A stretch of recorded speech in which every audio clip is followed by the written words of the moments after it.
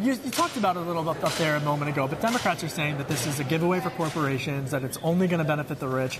How are Republicans going to respond to that criticism? God bless my Democratic friends, but can you even imagine any proposal that we would come up in this environment that they would just not criticize right out? So I think it's fairly easy to dismiss. And locally in Illinois, crocodile tears coming from the Democratic Party that jammed through a massive tax hike on my constituents. But we digress. Look, here's the point: we've got to lower a business rate to create more economic activity. That's fairly intuitive for people that understand how the nature of the economy works. One of the things that the point that I made earlier this morning was to say, look, there's two views of this. One view says that the economy is a fixed pie, and if somebody does better, that comes at my expense.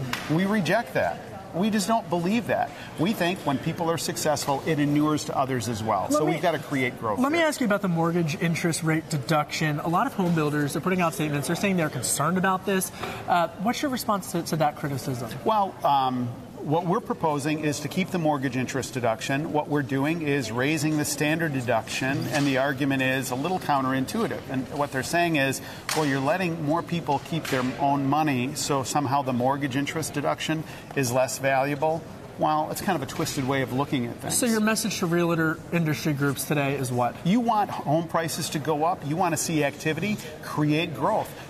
Growth and economic activity and economic growth are the biggest driver of home prices. So work with us to create an economy that's moving, and they'll benefit. We've only got a couple of minutes before they literally kick us out of your hearing room, But let me ask you about the state and local tax deduction. Some Republicans had a lot of concerns about that. Do you think that the $10,000 cap is enough to square that concern and enough of a compromise? I do. This is sensitive in my area. Yeah. I represent the suburbs of Chicago, and so we're a high tax state. What I have argued for, as I've said, look, most people that I represent are scandalized by the property tax in particular. It's scandalous to them.